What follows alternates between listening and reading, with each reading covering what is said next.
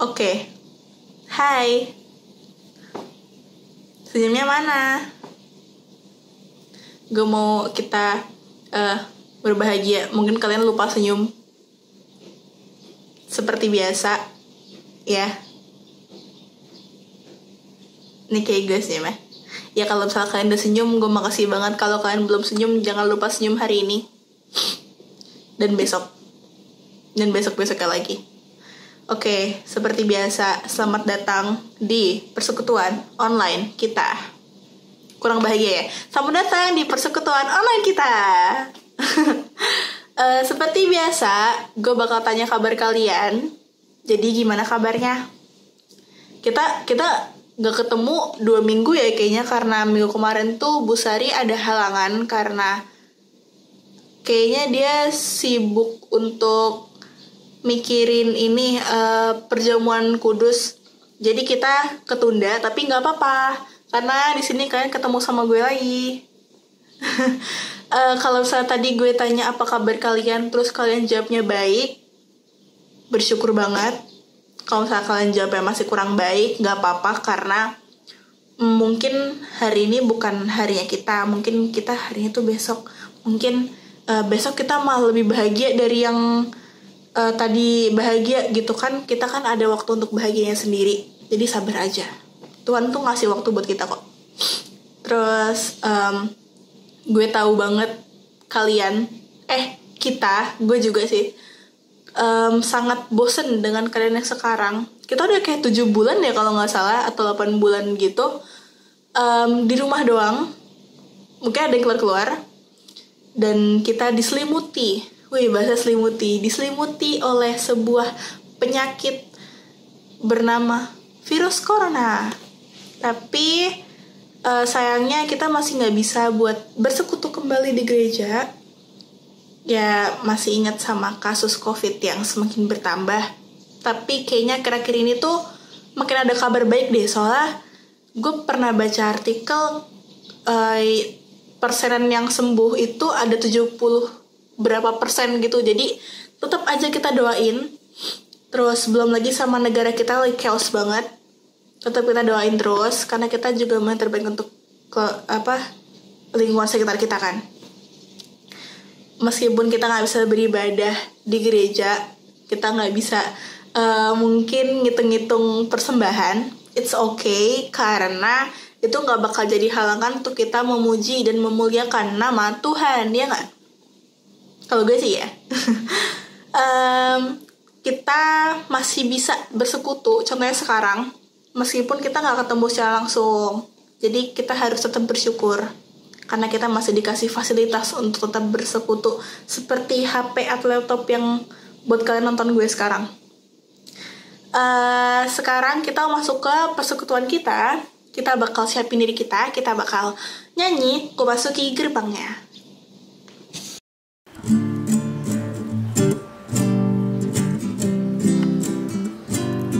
Ku masuki gerbangnya dengan hati bersyukur, halamannya dengan pujian.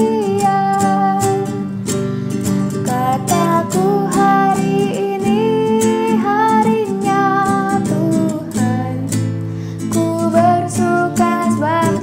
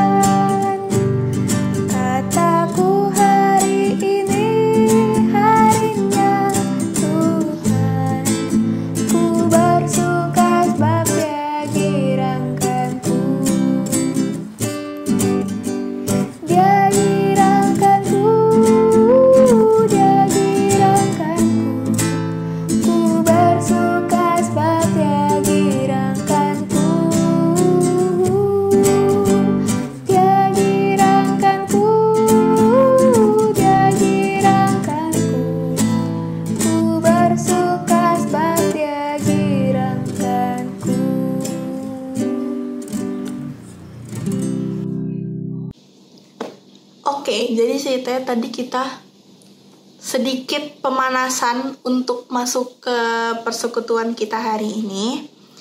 Sekarang gue mau bikin kalian lebih siap lagi secara hati, batin, fisik gue, ceritanya gitu kan.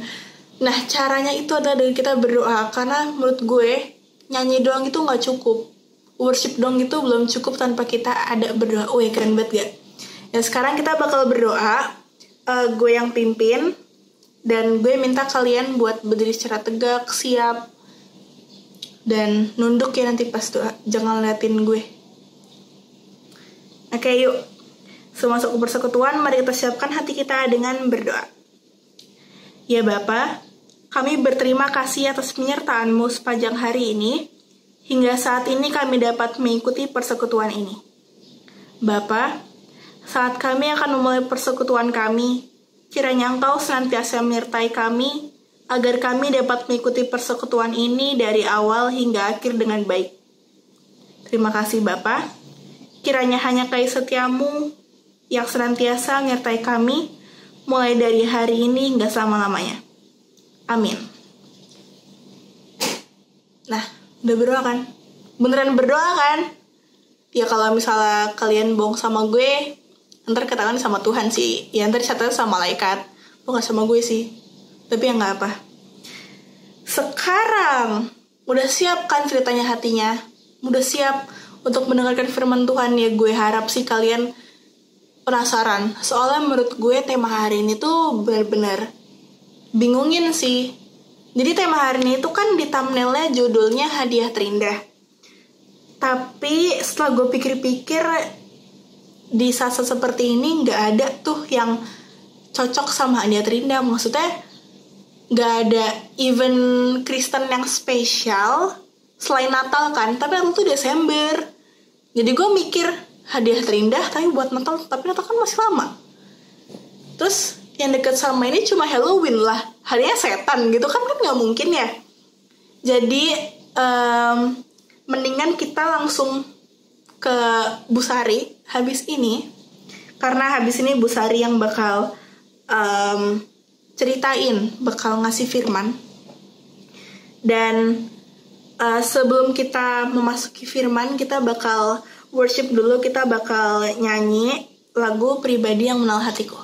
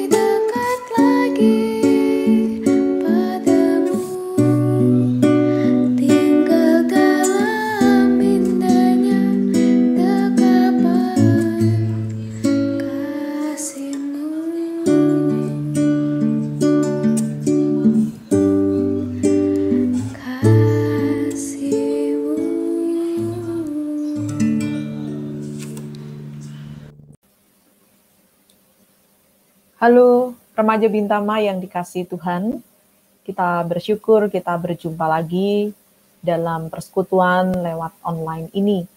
Kita tetap bersyukur atas kebaikan Tuhan yang tetap kita alami, meskipun kita belum bisa sampai dengan saat ini berjumpa secara ragawi, bertatap muka satu sama lain.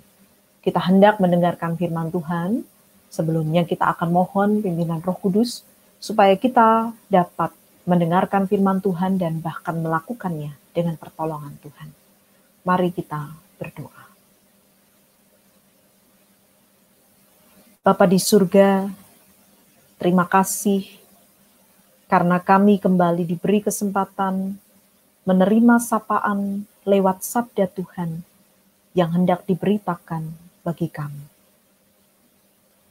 Kami memohon supaya kami dapat memahami dengan baik sabda Tuhan ini, dan kami diberi kekuatan untuk menggumulinya, merenungkannya, dan kemudian mewujudkannya dalam aksi yang nyata.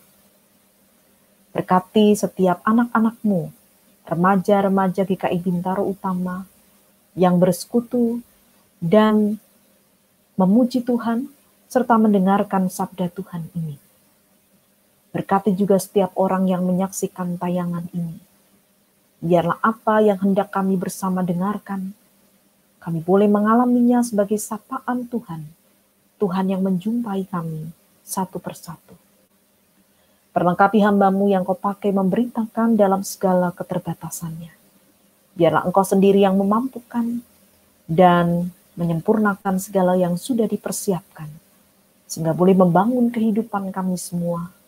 Kami semakin bertumbuh di dalam iman, dan hidup kami semakin dibentuk indah di hadapan Tuhan. Terima kasih Tuhan, kami percayakan waktu kami mendengarkan sabda Tuhan di dalam nama Tuhan Yesus Kristus. Amin. Saudara-saudara remaja Bintama yang dikasihi Tuhan, hari ini kita bersama akan merenungkan tema hadiah terindah. Firman Tuhan diambil dari 2 Samuel 9 ayat 1 sampai dengan 13 yang akan saya bacakan bagi saudara sekalian. Saya akan menunjukkan lewat tayangan dan membacakannya. Saudara-saudara bisa menyimaknya. 2 Samuel 9 ayat 1 sampai 13. Demikian sabda Tuhan. Berkatalah Daud, masih adakah orang yang tinggal dari keluarga Saul? Maka aku akan menunjukkan kasihku kepadanya, oleh karena Yonatan. Adapun keluarga Saul mempunyai seorang hamba yang bernama Siba. Ia dipanggil menghadap Daud. Lalu raja bertanya kepadanya, "Engkaukah Siba?" Jawabnya, "Hamba tuanku." Kemudian berkatalah raja, "Tidak adakah lagi orang yang tinggal dari keluarga Saul? Aku hendak menunjukkan kepadanya kasih yang dari Allah." Lalu berkatalah Siba kepada raja, "Masih ada seorang anak laki-laki Yonatan yang cacat kakinya." Tanya raja kepadanya, "Di manakah ia?" Jawab Siba kepada raja, "Dia ada di rumah Mahir bin Amiel di Lodebar."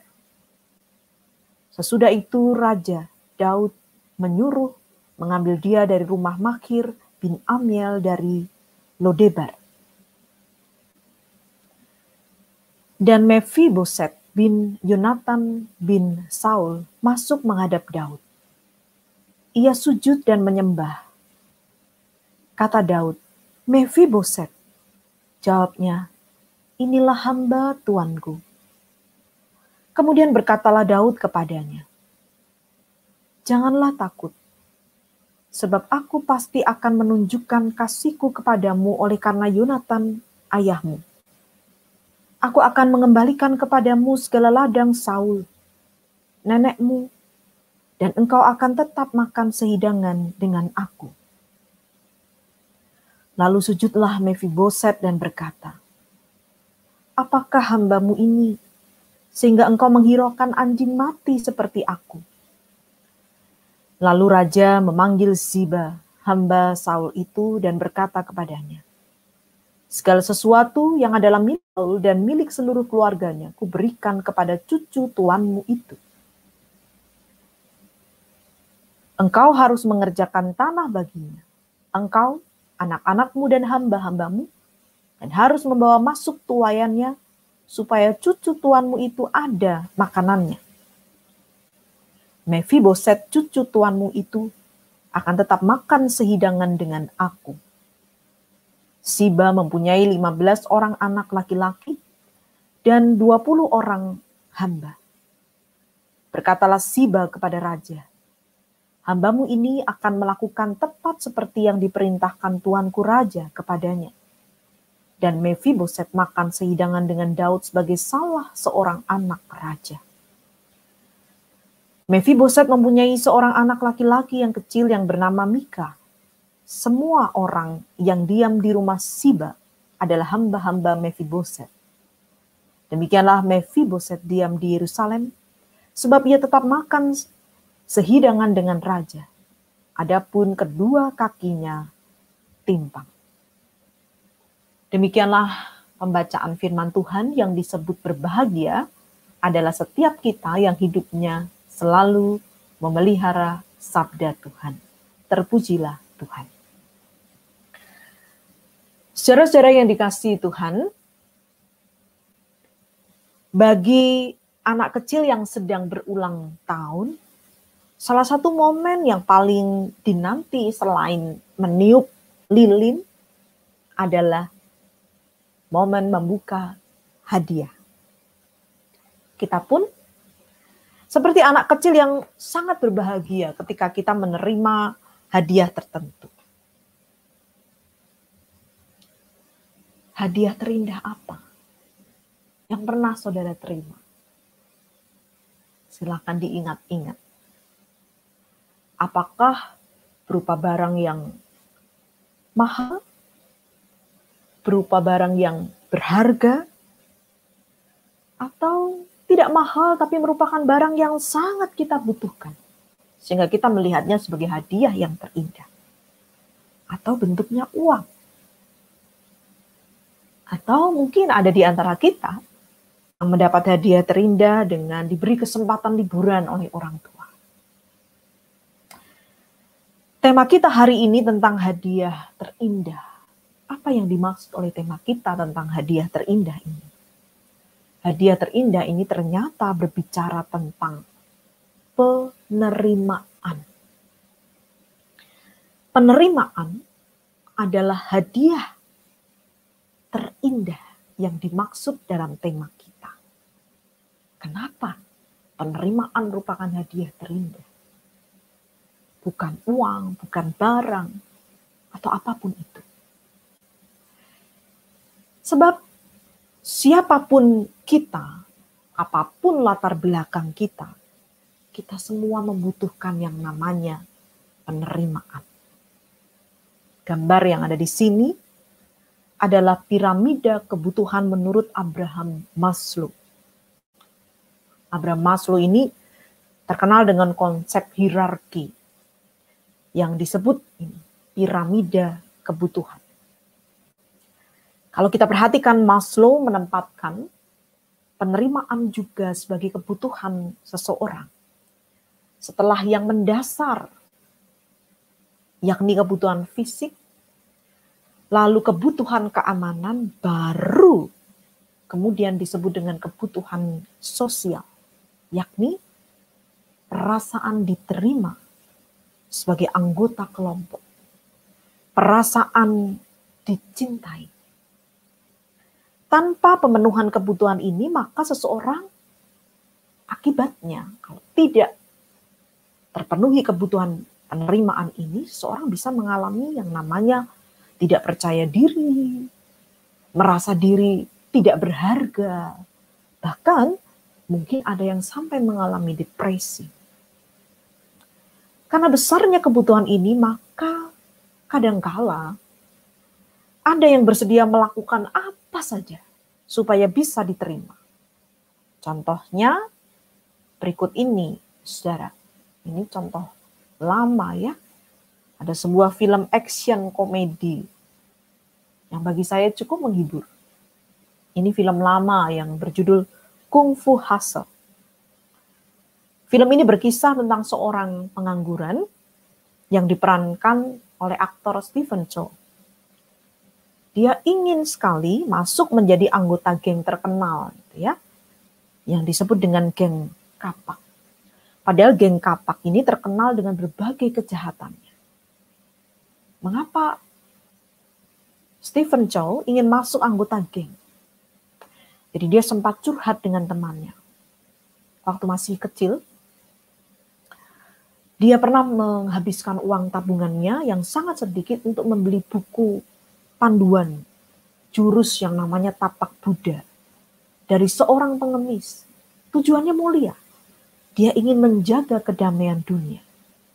Lalu dia berlatih secara otodidak melalui buku itu. Tapi ketika dia membela seorang gadis penyandang disabilitas yang sedang dikerumuni oleh pengganggu yang berusaha mencuri lollipopnya, ia dikalahkan. Bahkan dipermalukan. Ia kemudian menyimpulkan bahwa orang baik tidak pernah menang dan memutuskan menjadi seorang kriminal. Di sini bagian yang saya ajak saudara mencermati. Tidak hanya di film saya rasa. Dalam dunia nyata bisa terjadi yang semacam ini. Demi meraih kebutuhan penerimaan, orang bersedia melakukan apa saja. Yang dalam contoh ini adalah bergabung dengan kelompok kejahatan pun menjadi jalan yang dipilih demi diterima. Saudara-saudara yang dikasihi Tuhan, firman Tuhan yang tadi kita perhatikan berbicara tentang kisah Daud dan Mephiboset. Kisah ini menunjukkan kepada kita keindahan penerimaan yang seperti tema kita menjadi hadiah terindah. Karena penerimaan membuat seseorang tahu bahwa dirinya berharga. Penerimaan membuat seseorang juga kemudian mampu menerima dirinya sendiri. Penerimaan juga merupakan gambaran kebesaran kasih Allah bagi kita. Mari kita simak tentang Mephiboset dan latar belakang hidupnya. Dalam bacaan tadi jelas, saudara, bahwa Mephiboset ini adalah anak Yonatan. Kita ingat persahabatan Daud dan Yonatan. Yonatan ini adalah anaknya Saul. Jadi Mephiboset ini anak Yonatan sekaligus cucunya Saul. Bayangkan dia cucu seorang raja, anak seorang putra mahkota begitu ya. Pasti masa kecilnya itu sangat membahagiakan. Dia pasti dilimpahi dengan berbagai kasih sayang. Cukup menerima limpahan kasih sayang. Tapi Mephiboset ini mengalami perubahan besar dalam hidupnya ketika terjadi peristiwa Israel kalah dari Filistin, dan pada peristiwa itu Saul dan Yonatan wafat. Itu dicatat dalam ayat-ayat ini. 1 Samuel 31, ayat 2 dan 6, 1 Tawari 10, ayat 2 dan 6. Waktu itu usianya baru 5 tahun. Karena situasi yang genting itu dia dilarikan oleh pengasuhnya sebagai pewaris tahta yang tersisa. Dia mau diselamatkan. Itu ada pada gambar yang di bawah, saudaranya. Tapi apa yang terjadi? Karena terburu-buru pengasuhnya ini, maka Mephiboset yang sedang digendong itu terjatuh dari gendongan yang membuat kakinya timpang. Sehingga itu dicatat dalam bacaan kita bahwa Mephiboset ini memiliki kekurangan fisik, kakinya timpang. Lalu disebutkan bahwa dia dibawa ke sebuah tempat yang bernama Lodebar. Lodebar itu artinya menggambarkan hidup Mephiboset. Tempat tanpa padang rumput, tanpa kata, tanpa komunikasi. Sedih sekali saudara-saudara ya. Di masa kecilnya, dia kehilangan orang-orang yang mengasihi dan dikasihinya. Lalu harus mengalami kecelakaan yang membuat dia menjadi memiliki kelemahan fisik. Mephiboset tidak memiliki apa-apa yang bisa dibanggakan. Boleh dikatakan dia kehilangan segala sesuatunya. Sehingga hidupnya kemudian berada di Lodebar itu menggambarkan hidup yang terasing. Dia menyendiri dalam kehancuran hidupnya. Maka indah sekali dalam bacaan kita tadi, Daud diceritakan dalam ayat 1 mencari keturunan Saul. Nanti kita akan melihat gambaran bagaimana Daud ini memang dibenci Saul, tetapi menunjukkan kasih kepada Mephiboset. Mari kita perhatikan bahwa dalam bacaan kita tadi Daud beroleh info dari Siba. Siba ini hamba Saul yang mendapat informasi tentang kondisi fisik Mephiboset dan tempat di mana ia tinggal tadi di Lodebar itu. Lalu Daud memerintahkan untuk mengambil Mephiboset dan membawa kepadanya. Saudara, apa yang membuat Daud menunjukkan tindakan kasih kepada Mephiboset ini? Kalau kita perhatikan bacaan kita, ada dua sudut tindakan kasih Daud. Kita bisa temukan pada ayat 1, yakni kasih dan persahabatannya dengan Yonatan, ayah Mephiboset. Yonatan kala itu lebih membela Daud tinimbang Saul karena Saul melakukan kejahatan kepada Daud. Daud mau dibunuh, tetapi Yonatan membelanya. Daud mengingat. Tapi kalau kita lihat juga pada ayat 3, Daud menyebut kasih yang dari Allah mau dia tunjukkan kepada Mephiboset. Saudara-saudara perlu tahu bahwa yang dilakukan Daud ini sebenarnya tidak lazim. Di mana tidak lazimnya? Karena biasanya seorang raja yang berkuasa akan menghabisi keturunan raja yang lama. Supaya apa kira-kira? Ya supaya di kemudian hari tidak akan terjadi yang namanya pemberontakan. Tapi Daud tidak melakukannya. Karena kasihnya kepada Yonatan dan kasih Allah yang hendak ditunjukkannya. Ada percakapan yang menarik ketika Daud menerima Mephiboset yang merasa diri sebagai anjing mati. Anjing itu saudara adalah binatang yang najis menurut tradisi Yahudi. Ungkapan anjing mati menggambarkan binatang najis yang tidak berharga, juga tidak berdaya. Daud ternyata menerima Mephiboset yang merasa diri tidak berharga dan tidak berdaya ini. Berkali-kali disebut Daud makan sehidangan dengan Mephiboset. Ini artinya Daud menganggap Mephiboset bukan sebagai orang yang tidak berharga atau tidak layak. Daud menganggap Mephiboset sebagai seorang yang layak, yang pantas, dan juga berharga. Bahkan Daud mengembalikan seluruh harta Saul dan meminta para hamba bekerja bagi Mephiboset. Sungguh sebuah kisah penerimaan yang indah, bukan? Mephiboset menerima hadiah yang terindah melalui penerimaan Daud, menunjukkan kasih Allah kepadanya. Maka tugas buat saudara-saudara remaja Bintama adalah kita belajar memberi penerimaan. Bagaimana caranya? Ada dua hal yang hendak kita renungkan. Yang pertama, memberi penerimaan dimulai dari menerima diri. Saudara, ada baiknya kita mencermati. Mengapa orang bisa ditolak oleh yang lainnya? Apa alasannya seseorang bisa ditolak oleh yang lain? Tidak diterima kehadirannya. Penyebabnya bisa sangat banyak. Alasannya bisa sangat banyak. Bisa karena hal yang dari sananya, maupun karena perbuatan tertentu. Dari sananya itu artinya memang sejak lahir dia dilahirkan demikian. Contohnya ini, kondisi fisik, warna kulit bisa membuat orang ditolak. Latar belakang suku, status sosialnya, ekonomi, pendidikan bisa membuat orang ditolak, tidak diterima. Bahkan jenis kelamin juga bisa membuat orang ditolak, tidak diterima. penyandang disabilitas seperti Mephiboset juga sangat rentan dengan penolakan. Kadang-kala logat, bahasa, dan sebagainya bisa membuat orang tidak diterima. Tapi bisa juga memang karena ada perbuatan tertentu. Misalnya dia memiliki perilaku yang tidak baik, kehadirannya dianggap mengganggu, kemampuannya tidak memadai, dia tidak bisa dipercaya, dia punya catatan kelam dalam hidupnya. Adakah salah satunya? Saudara-saudara pernah alami? Hari ini kita kembali mau belajar tadi itu ya. Daud menerima Mephiboset yang merasa diri sebagai anjing mati. Kenapa? Karena Daud pernah ada di posisi yang sama. Dia pernah merasa diri sebagai anjing mati yang tidak berharga.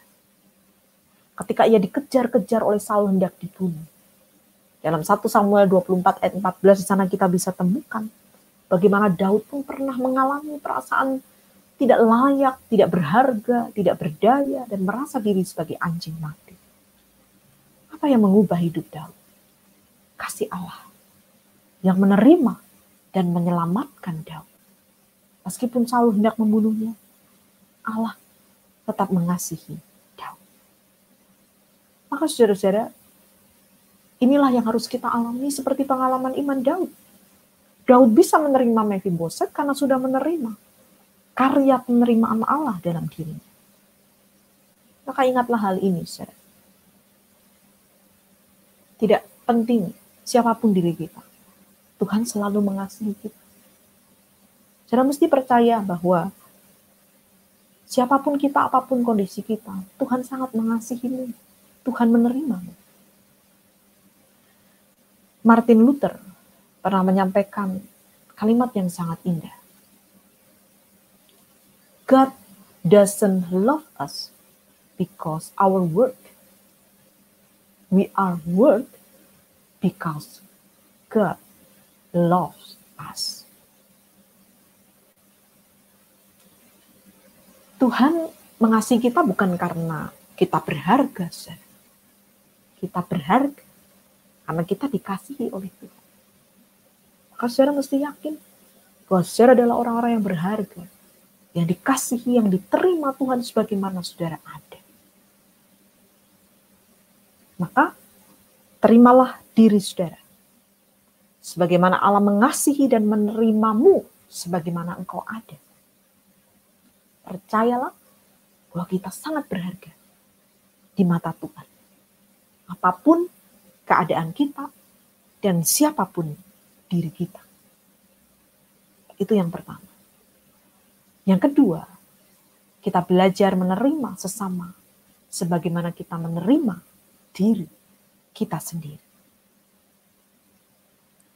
Saudara-saudara, jika kita sudah mengalami kasih dan penerimaan Allah, maka kita akan diberikan kekuatan, kemampuan, meneruskan penerimaan Allah. Maka benarlah kata-kata ini. Kita tidak mungkin bisa mengasihi sebelum kita menerima dan mengalami kasih Tuhan.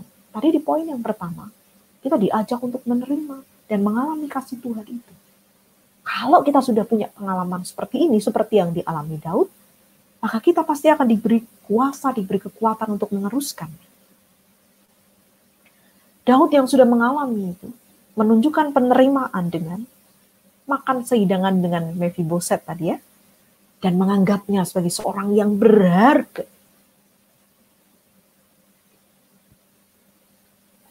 Lalu Daud menunjukkan penerimaan dengan mengembalikan harta Saul kepadanya.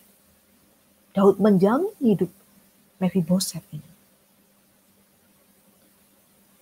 Kalau untuk kita, apa ya yang bisa kita lakukan? Supaya hidup kita bisa mengekspresikan penerimaan Allah bagi sesama. Ini dia. Kita mau pikirkan hal-hal yang secara nyata bisa kita lakukan. Apa bentuk penerimaan kita kepada misalnya orang tua kita? Mungkin kita merasa dalam diri orang tua kita tuh ada kekurangan, ada kelemahan yang tidak bisa kita terima. Kita sering gak cocok ketika berbicara mungkin.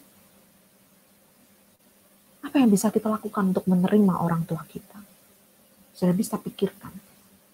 Tapi contohnya, saudara bertekad, aku akan mematuhi perkataan mereka yang pasti baik untukku. Kita menerima orang tua kita dengan segala kekurangannya, dengan tetap menunjukkan sikap patuh dan hormat. Tuhan pun meminta kita untuk menghormati orang tua kita. Yang meski penuh dengan kekurangan dan kelemahan, mereka adalah orang tua yang diberikan Tuhan kepada kita. Saudara bisa pikirkan bentuk yang lain. Apa bentuk penerimaan saudara kepada orang tua? Mungkin bukan orang tua, tapi adik atau kakak kita.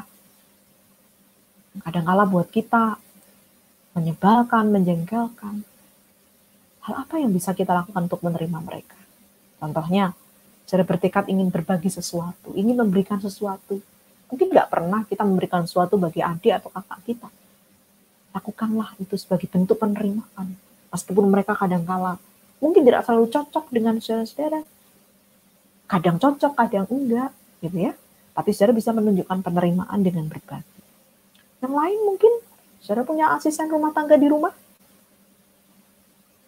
Mungkin saudara tidak pernah menyapa, kehadirannya tidak terlalu penting bagi kita. Tapi kita bisa memberikan contoh penerimaan adalah saudara akan menyapa, mungkin bertanya tentang keluarganya, seperti apa di tengah situasi yang berat di tengah pandemi.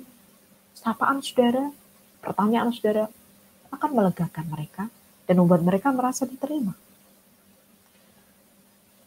Teman di sekolah, teman di gereja, kita saat ini masih belum boleh berjumpa satu dengan yang lain, tetapi kita masih bisa menyapa melalui media sosial, media komunikasi, untuk bertanya tentang keadaannya, bagaimana kabarnya, sudah menunjukkan perhatian tertentu, dengan say hi satu dengan yang lain, untuk menunjukkan bahwa saudara menerima teman saudara. Intinya saudara, pikirkanlah hal-hal yang bisa membuat kita bisa menerima sesama kita sebagaimana Tuhan menerima dan mengasihi kita. Tulisan ini indah sekali. Memperlakukan sesamaku bukan karena apa yang telah mereka lakukan kepadaku, tapi karena apa yang Tuhan telah lakukan kepadaku. Jadi kita memperlakukan sesama kita bukan karena apa yang mereka lakukan kepada kita, tapi apa yang Tuhan telah lakukan kepada kita. Tuhan mengasihi kita, Tuhan menerima kita, Tuhan menganggap kita berharga, maka perlakukanlah sesama kita seperti Tuhan memperlakukan kita. Sebagai penutup, Ibu Teresa pernah mengatakan, bagikan kasih kemanapun kamu pergi. Pertama-tama di rumahmu sendiri, jangan biarkan seorang pun datang kepadamu dan pergi tanpa menjadi lebih baik dan bahagia. Teruskan kasih Tuhan. Dimulai dari rumah, dari keluarga saudara. Teruskan penerimaan Tuhan. Dimulai dari rumah, dari keluarga saudara. Dan bagikanlah pada orang lain. Supaya mereka tahu ada Tuhan yang mengasihi, yang menerima. Sebagaimana dia ada. Sebagaimana Tuhan menerima kita semua. Kiranya Tuhan memampukan kita untuk menjadi pelaku-pelaku sabda Tuhan. Amin. Mari kita bersama-sama berdoa.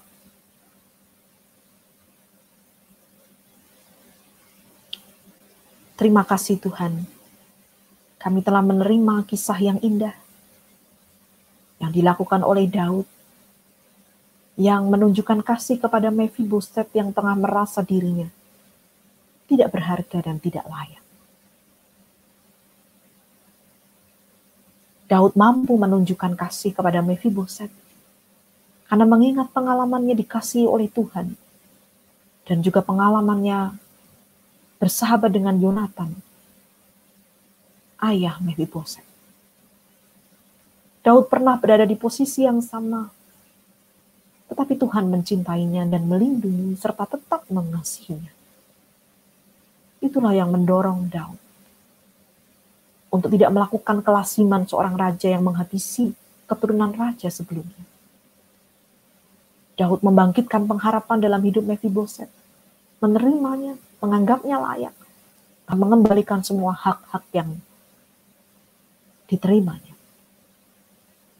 Latihlah kami Tuhan, untuk selalu mengalami kasih Tuhan yang menerima kami sebagaimana kami ada, yang membuat kami berharga. Dan biarlah Engkau menolong kami, sehingga kami mampu meneruskan cinta-Mu dan penerimaan-Mu itu bagi orang-orang di sekitar kami. Sehingga setiap orang yang berjumpa dengan kami, bercakap dengan kami, akan menjadi orang-orang yang lebih baik dan lebih bahagia. Perlengkapi kami Tuhan, dengan kuasa Roh Kudus-Mu. Inilah kami ya Allah, kami serahkan permohonan kami di dalam nama Tuhan Yesus Kristus. Amin. Oke, jadi tadi udah pada denger kan firman dari Bu Sari. Menurut gue itu sebuah firman yang bagus. Karena emang sebuah penerimaan ke orang, penerimaan tentang kekurangan orang yang itu memang susah banget kita terima. Gue jujur baru pertama kali dengar tokoh Alkitab itu Mephiboset. Tapi gara-gara gue baru pertama kali dengar, gue jadi semakin semangat untuk tahu latar belakangnya dia, kenapa dia jadi highlight dari khotbahnya Bu Sari hari ini. Tadi Bu Sari pernah menyinggung tentang kulit hitam. Kulit hitam itu selalu mendengar tentang Black Lives Matter, konflik yang terjadi di dunia, terutama kayak di Amerika deh, yang besar banget. Menurut gue, mereka lahir dengan kekurangan seperti itu, kita nggak bisa ganggu-gugat. Kalau misalnya kita terus mau kalau misalnya kita terus nggak terima yang kulit hitam, kita mau nerima yang kulit putih semua, maka di sana tidak ada yang namanya perbedaan. Dan kalau nggak ada perbedaan, kita nggak bisa nemu yang namanya toleransi. Bener nggak? Sementara yang kita butuhkan di dunia saat ini, bahkan Indonesia sendiri, adalah toleransi. Ya nggak? Nah, tadi Mephiboset tuh kakinya pincang gara-gara jatuh di gendongan kan. Tapi itu adalah sebuah tantangan buat orang yang bisa menerima dia. Karena menurut gue kekurangan itu nggak ada yang minta. Kekurangan itu sebuah hal gratis yang bisa gue anggap sebagai tantangan diri gue sendiri. Tentunya setiap orang punya kekurangan, gue juga punya kekurangan, dan kekurangan itu jadi alasan kenapa gue harus tetap ada dan bakal jadi tahu mana orang yang bisa menerima gue dengan baik. Gue sebagai perwakilan remaja dari semua pengurus dan orang-orang yang udah lama di remaja, sangat-sangat welcome buat kalian yang bahkan mau curhat. Karena kami seneng banget dicurhatin. Kami ini benar-benar ingin menghapus jarak dari kami pengurus dan kalian sebagai jemaat. Benar-benar itu adalah sebuah program yang dari awal pengurus sampai sekarang kepengurusan saat ini, kita benar-benar pengen banget ngebasmi itu karena kami benar-benar pengen bersekutu dalam Yesus yang kita tuh setara. Benar-benar yang kita saling merangkul. Kalau misalnya kalian anak sekolah minggu yang baru naik ke atas, kita setiap kali ada orang yang datang, mau itu baru datang pertama kali, mau itu datang cuma diajak sama temen, kita selalu ajak dia ke depan, kita selalu ajak dia kenalan sambil nyanyi It's Good. Sebegitu diterimanya di gereja kita. Dan gue harap kalian yang menerima orang dengan baik itu juga nggak cuma dilakuin di gereja aja, tapi gue mau kan ngelakuin di tempat-tempat lain, di sekolah, mau beda agama ya nggak apa-apa. Soalnya kalau misalnya kita agamanya sama, kita nggak bisa ada yang namanya debat. Karena gue suka banget debat soal hal-hal yang berbeda gitu ya, apalagi soal agama. Terus sekarang juga diskriminasi atau penerimaan gitu-gitu, gue juga seneng banget karena Di sini kita belajar caranya kita menerima orang dalam berbagai kekurangan yang dia miliki. Bener-bener gue terharu banget sama remaja yang sekarang karena kita bener-bener semua acara itu atau bahkan ibadah aja, mungkin kalian akan jemaat-jemaat akan ngerasa cringe ya, tapi kami pengurus dan mereka-mereka yang udah lama di remaja bener-bener mau ngehapus jarak. Kita bener-bener mau membangun sebuah relasi yang nyaman sama kalian. Makanya kalian sering ngeliat kami suka duduk di sebelah, tiba-tiba nanya ulang tahun, tiba-tiba nanya namanya siapa, ngajak kenalan. Itu adalah sebuah langkah paling mudah, langkah paling oke, ini bakal diterima karena menurut kami komunikasi itu adalah hal yang paling utama untuk membangun sebuah relasi, ya enggak? Di sini gue bener-bener seneng banget, bener-bener sekaligus kangen, karena kalau misalnya nyanyi gitu-gitu, apalagi salam damai, kita bener-bener gandengan tanpa takut, kita bener-bener salaman, ngedamain semua orang tanpa ngeliat latar belakangnya mereka. Kita menerima orang tanpa latar belakang mereka, apalagi mereka yang dari sekolah minggu, kita benar-benar welcome. Dan gue harap, seperti tadi gue bilang, kalian gak ngelakuin di gereja aja, tapi kalian juga ngelakuin di tempat-tempat yang lain. Gue harap banget, karena gue juga bakal ngelakuin itu. Sekarang, kita bakal nyanyi lagu penutup kita, yaitu Ku Kan Terbang.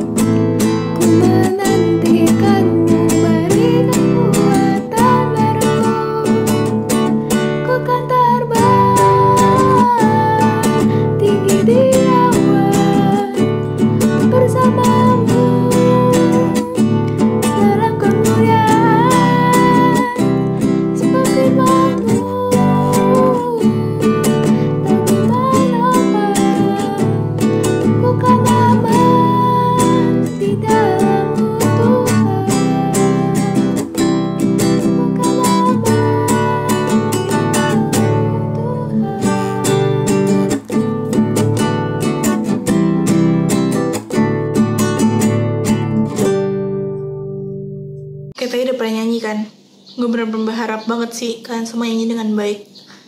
Dan sekarang kita ada di penghujung. Nggak di penghujung banget sih, karena kita bakal doa syafaat dulu. Doa syafaat ini bakal gue bacain pokok-pokok doanya. Nanti kalian, gue juga sih, nanti kita bakal doa secara pribadi di rumah kita masing-masing. Dan doa syafaat ini bakal gue tutup sama doa dan lagu Bapa Terima Kasih. Siapin dulu posisi tempat duduk kalian, karena kita mau berdoa serius. Udah ya? Ya teman-teman, kita berdoa.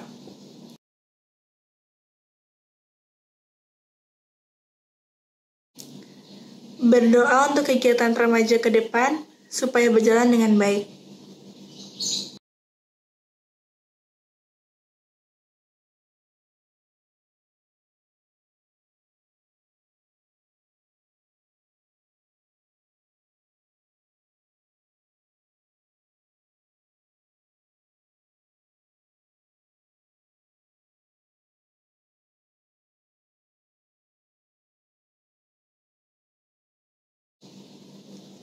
Memohon belas kasih dan pertolongan Tuhan untuk pemulihan kondisi dunia dan negara kita dari pandemi COVID-19.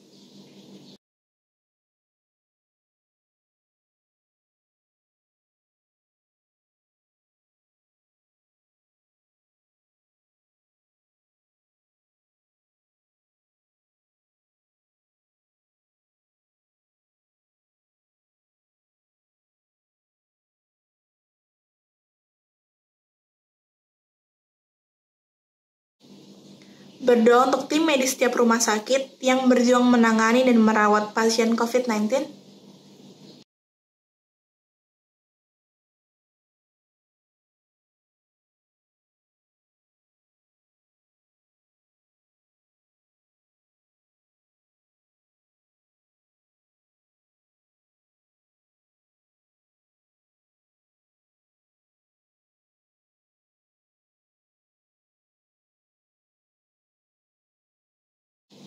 Berdoa untuk orang tua dan saudara kita agar dijauhkan dari segala macam bahaya termasuk COVID-19.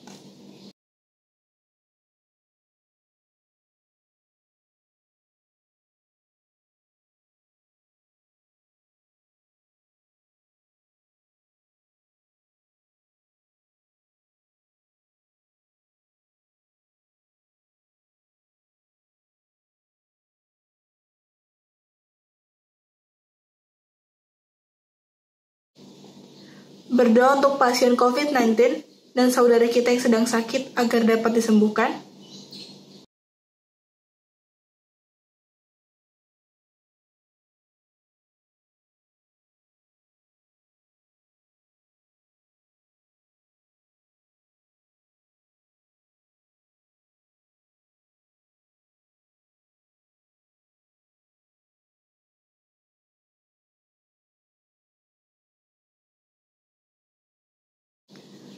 Berdoa untuk kegiatan akademis remaja agar tetap bisa berjalan dengan lancar di kondisi saat ini.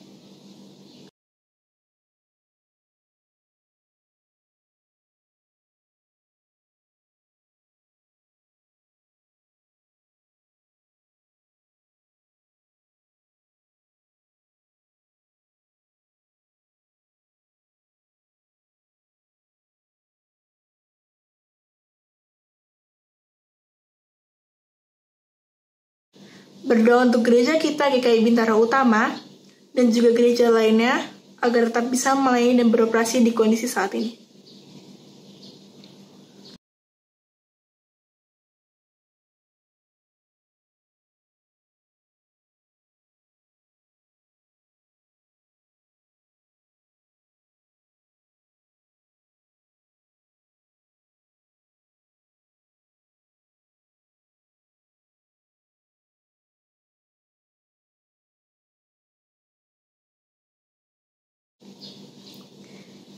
Ya Bapa, kiranya itulah doa-doa kami ya Tuhan, tetap bimbing kami untuk bisa mewujudkannya ya Tuhan.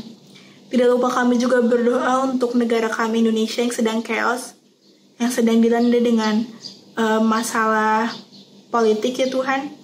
Tolong bimbing kami agar kami bisa memilah mana yang baik, agar kami bisa menyembuhkan kembali negara kami, Ibu kami Pertiwi ya Tuhan. Kami juga tidak lupa berdoa untuk kami remaja agar hidup tanpa ada sikap diskriminasi terhadap teman-teman kami ya Tuhan. Tetap ingatkan kami bahwa kami tidak perlu bersikap diskriminasi terhadap sesama kami ya Tuhan. Terima kasih ya Tuhan, itulah doa-doa kami. Dalam nama-Mu kami telah berdoa dan mengucap syukur. Amin.